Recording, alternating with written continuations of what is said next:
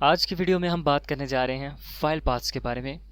File paths क्या हैं, absolute file path कैसे काम करता है और रिलेटिव फाइल पाथ में और एब्सोल्यूट फाइल पाथ में फ़र्क क्या है, इन दोनों के क्या फ़ायदे हैं। So let's start to our video without wasting any time. अगर आप इस चैनल पर नए हैं तो प्लीज़ चैनल को सब्सक्राइब करें, वीडियो को लाइक और शेयर करना मत भूलें। चलिए स्टार्ट करते हैं। अस्सलाम वालेकुम दोस्तों, welcome back to full time coding, जहां हम करते हैं कोडिंग फुल टाइम। तो प्रीवियस वीडियो में हमने सीखा था कि एक डाउनलोड लिंक कैसे बनाते हैं, एक बुक मार्क लिंक कैसे बनाते हैं, उसके अलावा एक ऐसा लिंक कैसे बनाते हैं जो हमेशा एक नए टैब में ओपन हो। जो ये फ़ाइल हमारे पास मौजूद है जिसमें हमने सारा कोड किया था। तो आज हम बात कर रहे हैं फ़ाइल पाथ के बारे में। हमने सीखा था कि एक फ़ाइल का जो पाथ हम देते हैं वो फ़ाइल यहीं पर पड़ी होनी चाहिए, लेकिन आज हम ऐसे पाथ भी देंगे कि कहीं पर भी फ़ाइल कंप्यूटर में पड़ी हो तो हम उसको यहाँ पर लिंक कर सकें। उसके अलावा मज़ीद भी। तो चलिए स्टार्ट करते हैं। तो स्टार्ट करने के लिए मैं अभी यहाँ पर इन दोनों को डिलीट कर दूँगा और यहाँ पर एक न्यू फ़ोल्डर बनाऊँगा ताकि आज हम एक फ़्रेश स्टार्ट लें।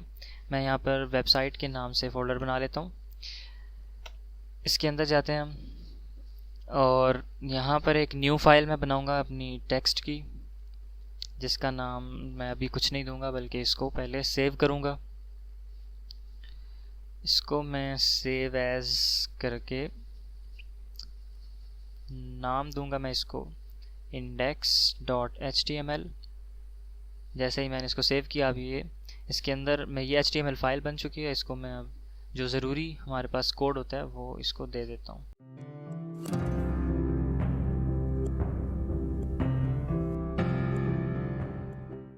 तो दोस्तों ये एक HTML डॉक्यूमेंट बेसिक हमारे पास तैयार हो चुकी है।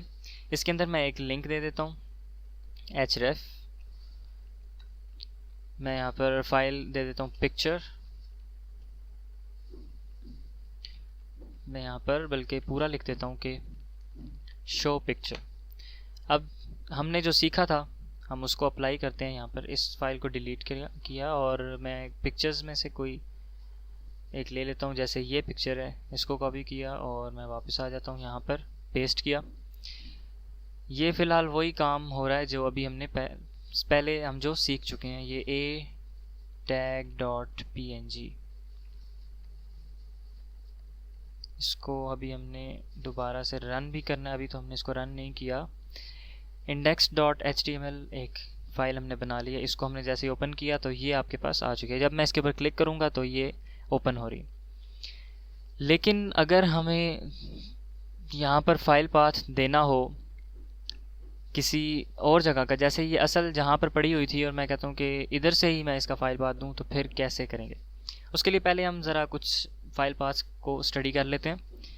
तो गाइस फ़ाइल पाथ दो किस्म के होते हैं, absolute file path and relative file path.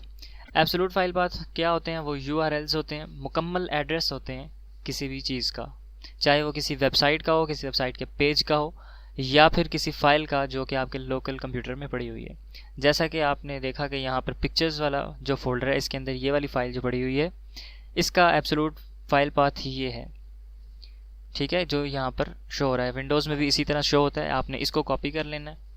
उसके बाद आपने अपने फोल्डर में वापस जाना है और अब आपने जो अपनी टेक्स्ट वाली डॉक्यूमेंट है यहाँ पर आपने पूरा वो फाइल पाथ पेस्ट किया और ये / लगा के अपनी फ़ाइल का नाम लिख देना है उसके अंदर। अब फोल्डर के अंदर हम आ चुके हैं ना, उसके बाद फ़ाइल का नाम भी तो देना है कि कौन सी फ़ाइल, तो वो दे दी। अब देखिएगा अभी भी यही बिल्कुल सेम काम कर रही होगी। इसके पर जैसे ही क्लिक करूँगा तो देखें ओपन हो रही है।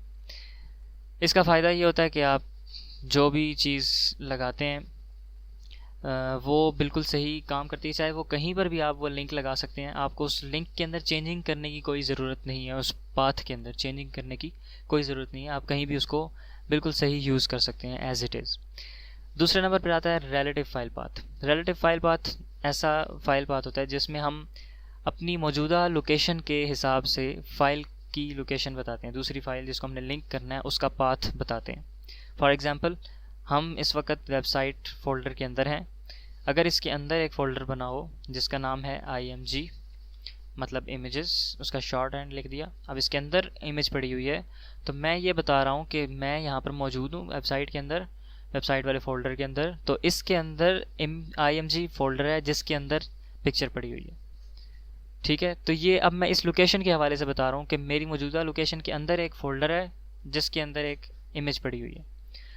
तो ये मैंने अपनी लोकेशन के हिसाब से बताया, या मैं ये कह सकता हूँ कि मेरी जो ये लोकेशन है इससे बैक अगर हम आएँ तो बाहर डेस्कटॉप पर एक फ़ाइल पड़ी है अनटाइटल्ड डॉक्यूमेंट, ठीक है। तो अपनी लोकेशन के हिसाब से मैं अभी बता रहा हूँ कि कहाँ पर वो फाइल का पाथ क्या है, मैं अपनी लोकेशन के हिसाब से बता रहा हूँ। तो ये relative to the current location, इसको कहते हैं रिलेटिव फाइल पाथ, ये क्योंकि जुड़ा होता है हमारी मौजूदा लोकेशन से। तो हम इसको कर लेते हैं।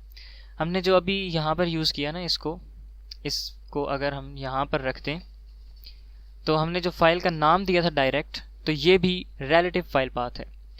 क्योंकि हमने इसका पाथ नहीं दिया पूरा फोल्डर का, क्योंकि हमें देने की ज़रूरत ही नहीं है, क्योंकि हम उसी जगह पर मौजूद हैं और इस तरह ही रिलेटिव फाइल पाथ को यूज़ किया जाता है। तो अगर हमने इस इमेज को अंदर से चलाना हो उस फोल्डर के अंदर से, तो हम क्या करेंगे, जो हमारी लोकेशन है हम उस पर मौजूद हैं ही, हमें बताने की ज़रूरत नहीं है, उसके अंदर वाला बस फोल्डर हमें बताना है कि IMG, और उसके अंदर क्या चीज़ है, atag.png है, उसको हमने शो करवाना है। जैसे ही हमने रिफ़्रेश किया यहाँ पर, अब देखें जो नीचे यहाँ पर आ रहा है लिंक, वो कैसे आ रहा है कि वेबसाइट फोल्डर के अंदर IMG के अंदर atag वाली पिक्चर पड़ी है, जिस पर क्लिक किया और वही वर्क कर रही है। तो देखा आपने, इस तरह से हम नेक्स्ट फोल्डर में पड़ी हुई जो फाइल है उसको लिंक कर सकते हैं। अगर इसके अंदर भी फोल्डर हो, IMG के अंदर एक और फोल्डर हो कोई मीडिया, उसके अंदर जाके पड़ी हो, इस तरह भी आप लिख सकते हैं। बस आपने फ़ोल्डर का नाम देना है, / लगाएंगे तो आप उस फोल्डर के अंदर आ जाएंगे, और उसके अंदर आते ही आपने फ़ाइल का नाम दे देना है। लेकिन इस तरह का अभी कोई फ़ोल्डर नहीं है, तो इसलिए देखिएगा अब ये लिंक वर्क नहीं करेगा, क्योंकि यहाँ पर कोई ऐसी चीज़ है ही नहीं, ऐसा फ़ोल्डर ही नहीं है।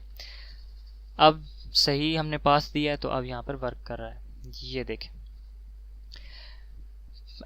रिलेटिव फाइल पाथ को हम एक और तरीके से यूज़ कर सकते हैं कि अगर यहाँ बाहर कोई फ़ाइल पड़ी हो, ये जो पिक्चर है अगर यहाँ पड़ी हुई है, हम वेबसाइट वाले फ़ोल्डर के अंदर मौजूद हैं और अब इससे पिछले फ़ोल्डर में हमने आके उस पिक्चर को लिंक करना है, तो कैसे करेंगे।